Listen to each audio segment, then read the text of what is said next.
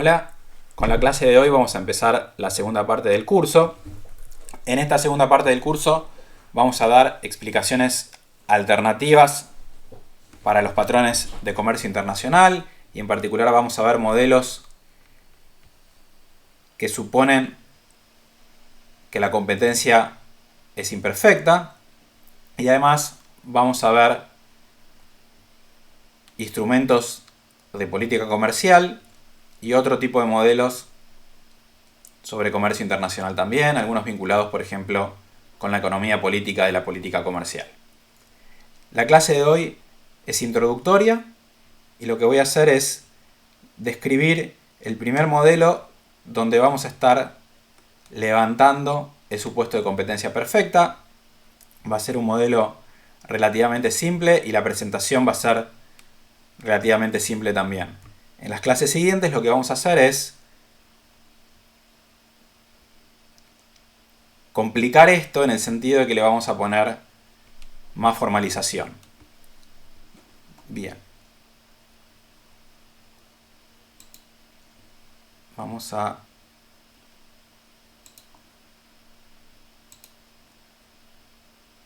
acá. Entonces, comercio internacional y rendimientos crecientes a escala. Si miran el cronograma, hay un pequeño cambio respecto de lo que tienen en el archivo de Excel. Esta clase aparecía después de una clase de Natalia, lo que hicimos fue simplemente adelantarla.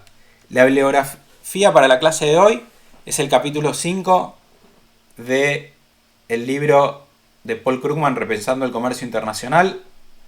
Este es un libro bárbaro que lo que hace es compilar varios de los artículos de Krugman sobre comercio internacional. Este es uno de ellos. Bien. Ok. Lo que vamos a ver entonces, como les decía, son motivos para que dos países comercien que son diferentes del aprovechamiento de la ventaja comparativa y en particular lo que van a estar aprovechando estos países es la especialización.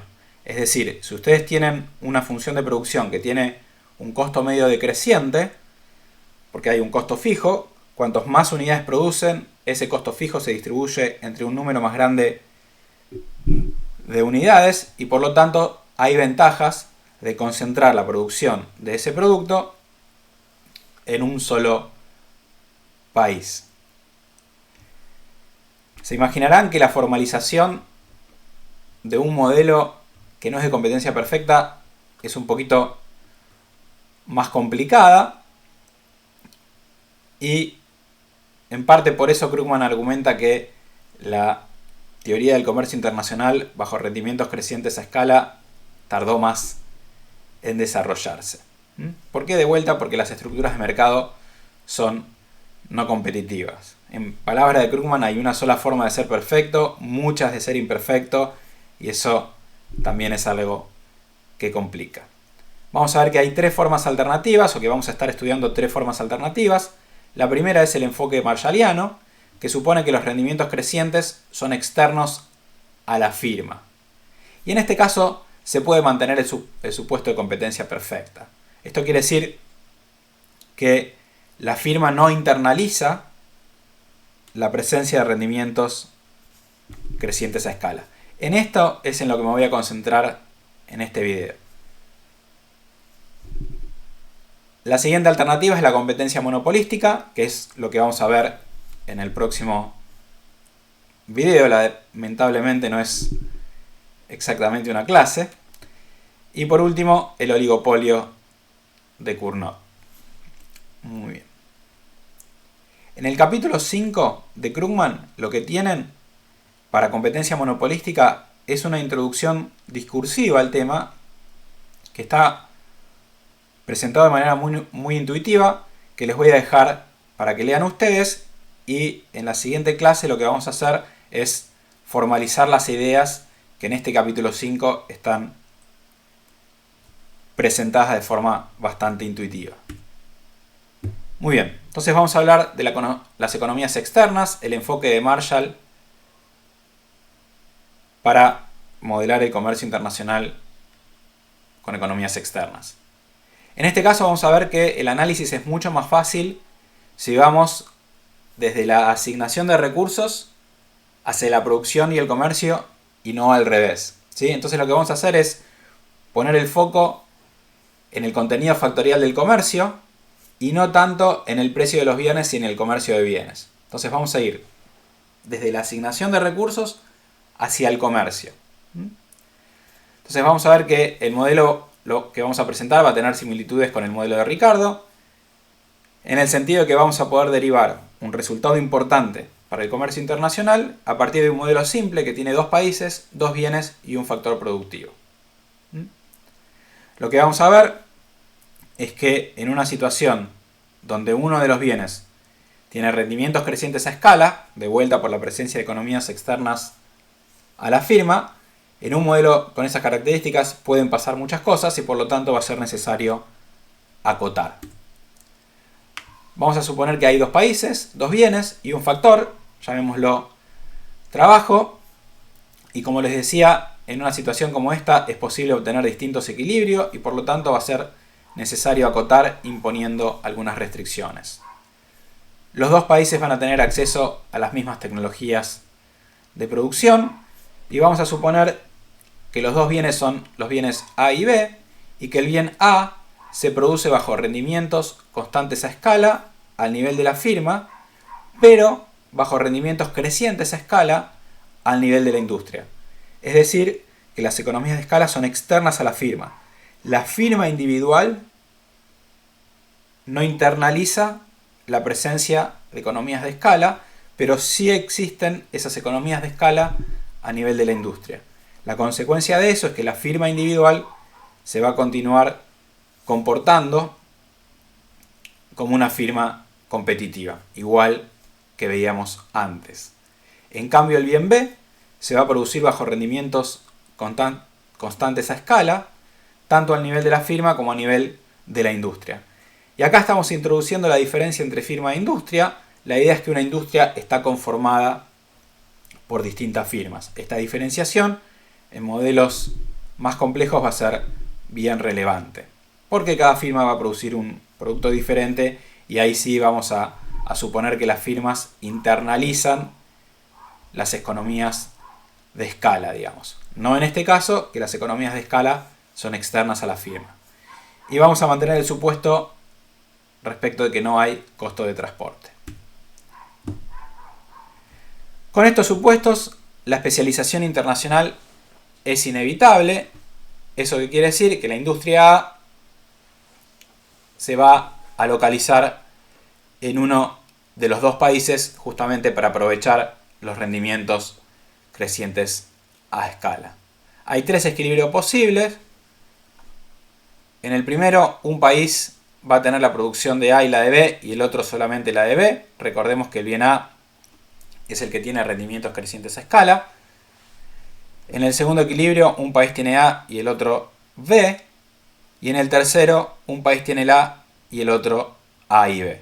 Como hay dos países, son 6 equilibrios posibles. Fíjense que el primero de los equilibrios que mencionábamos es diferente al resto, en el sentido de que ambos países producen el bien C, que es el bien con rendimientos constantes a escala. Esto lo saben de los modelos que vieron antes. Si el bien con rendimientos a escala se produce en ambos países, los salarios van a ser iguales entre países. Hay un único factor. Los precios se van a igualar si suponemos que hay libre comercio. Las tecnologías de producción son iguales entre países. Las condiciones de primer orden van a ser iguales en ambos países. Y por lo tanto los salarios van a ser iguales también. Precios iguales, mismas tecnologías, como consecuencia mismos salarios entre países. Por lo tanto, en este caso va a ser irrelevante qué produce cada país para determinar los niveles de bienestar. ¿Por qué? Con salarios iguales entre países, el trabajo como único factor, el valor de las dotaciones de trabajo en cada país va a estar dado y va a ser igual independientemente de dónde se localice la producción de A y de B. Ahora, sabemos, como dijimos antes, que para aprovechar las economías de escala es necesario que la producción de A esté concentrada en uno de los países. Y como dijimos, no importa en qué país se ubica la producción del bien A, porque el volumen de producción de A va a ser el mismo en cualquier caso. Bien, lo que vamos a ver es que los dos países van a ganar con el comercio siempre que aumente la escala de producción de A, que de vuelta es el bien con rendimientos crecientes a escala. ¿Por qué? Porque disminuye el costo unitario de producirlo y cae el precio, y la consecuencia de esto, o lo que nos está diciendo este resultado, es que hay ventajas de formar parte de un mercado más grande. ¿Por qué? Porque un mercado más grande aprovecha las economías de escala o aprovecha más las economías de escala. Muy bien. Otra vez, recordando lo que vieron en el modelo de Heck-Sherolin, si hay igualación en el precio de los factores, sabemos que el comercio va a reproducir el equilibrio integrado. Es decir, la situación en la que el comercio internacional genera la misma solución que se obtiene al suponer que hay un solo país dueño de la dotación mundial de factores. Entonces, lo que se hace con el equilibrio integrado es resolver suponiendo que hay un país dueño de toda la dotación factorial mundial y después ver si luego de dividir la dotación mundial entre los dos países que consideramos es posible replicar la solución del equilibrio integrado. Y como vieron, es irrelevante la ubicación geográfica de los factores en el sentido de que va a ser beneficioso para un país formar parte de un mercado más grande. Este es el análisis gráfico. Son dos situaciones. En ambos casos la distancia O estrella mide la dotación mundial del único factor L. Y un punto sobre la recta lo que hace es dividir la dotación mundial de trabajo entre países. Piensen en el paralelogramo de igualación en el precio de los factores. Eso lo veían con al menos dos factores. Acá estoy haciendo la misma presentación, pero simplificada en el sentido de que tengo un solo factor. Y entonces en lugar de ser un punto dentro de una caja, es un punto en una recta que me divide la dotación de trabajo entre los dos países. Bien, el punto OQ lo que va a medir es la cantidad de trabajo en la industria A en el equilibrio integrado. Entonces será OQ O estrella Q', o Q' O estrella. En un caso, la producción de A estará en nuestro país y en el otro caso estará en el resto del mundo, porque O es el origen de nuestro país y O estrella es el origen del resto del mundo. O sea, de O hacia acá miden la dotación de trabajo en nuestro país y de O estrella hacia allá miden la dotación de trabajo en el resto del mundo. Entonces, otra vez, si la dotación mundial se divide con un punto que cae entre Q y Q', sabemos que la producción de A puede estar en nuestro país o en el resto del mundo porque ambos tienen una cantidad de trabajo suficiente como para que la producción de A se ubique en cualquiera de los dos países. Fíjense que la situación 2, la cantidad de trabajo que requiere la industria A es mayor que en la situación 1. Es la distancia OQ, si se ubica en nuestro país, o O estrella Q', si se ubica en el resto del mundo. Entonces,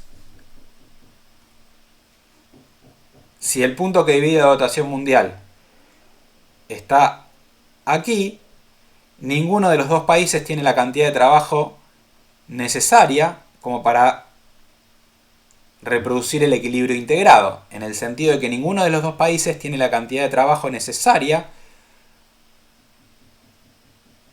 como para producir la cantidad de A que se produce con OQ unidades de trabajo que son iguales a O estrella Q'. Muy bien, y esto es lo que les acabo de describir. En el primer caso, la industria A utiliza menos trabajo que la mitad de la dotación mundial. En el segundo caso, la industria A, de vuelta la de rendimientos crecientes a escala, utiliza más trabajo que la mitad de la dotación mundial. En el primer caso, en la situación 1, la industria A se ubica en el resto del mundo. En el segundo caso puede estar en nuestro país o en el resto del mundo. Y en el tercer caso, la industria A va a estar en nuestro país, ¿sí? Y estos casos se refieren a cómo se distribuye la dotación mundial de trabajo entre países. El punto es que en el primer caso, en cualquiera de estas tres situaciones, siempre podemos reproducir el equilibrio integrado con salarios iguales entre países. En el segundo caso, si la dotación mundial cae en el segmento Q'Q, no podemos reproducir el equilibrio integrado. El argumento de Krugman es que la situación 1 es la más usual y es en la cual nos vamos a concentrar, ¿sí? Con salarios iguales entre países. Muy bien.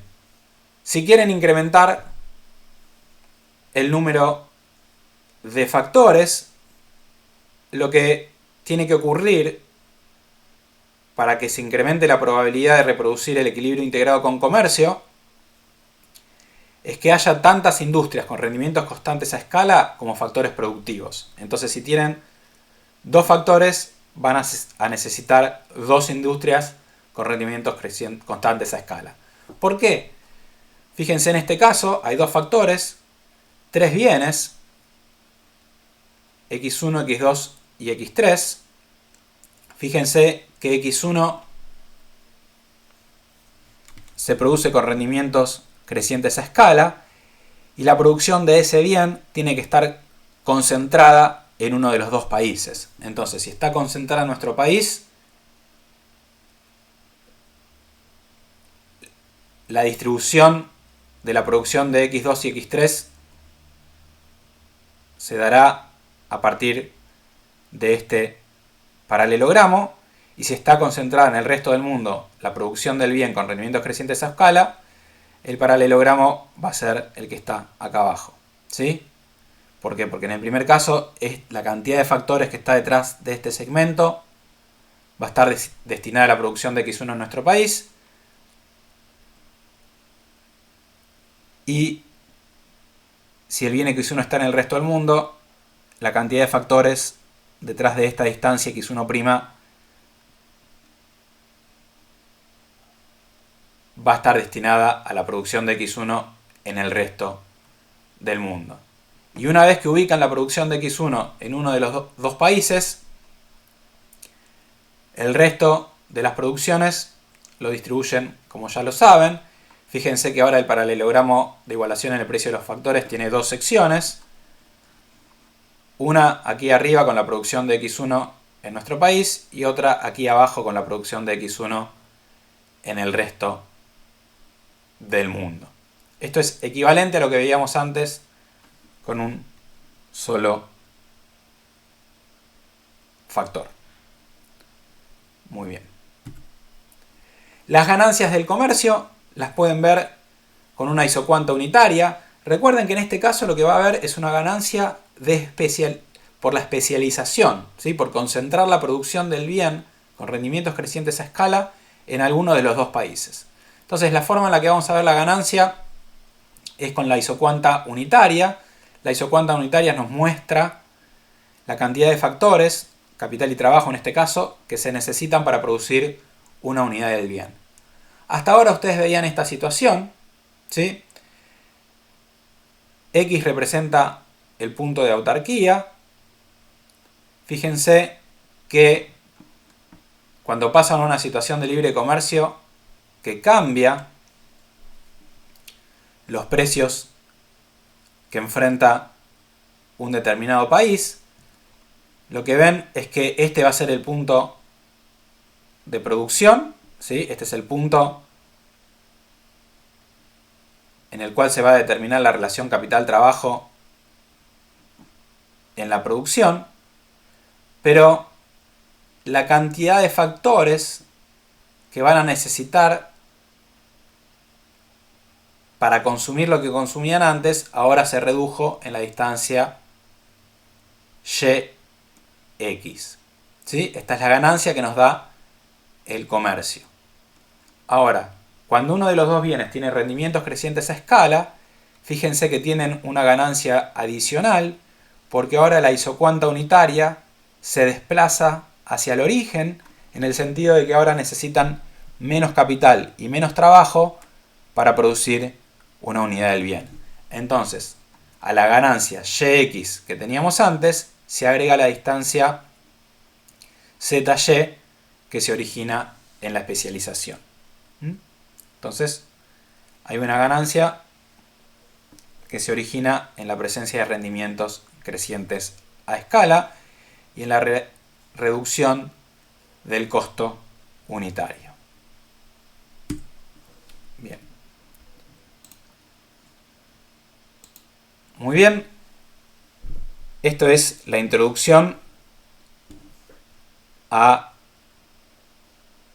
diferentes teorías para explicar el comercio internacional. Recuerden, la bibliografía es el capítulo 5 del libro de Krugman.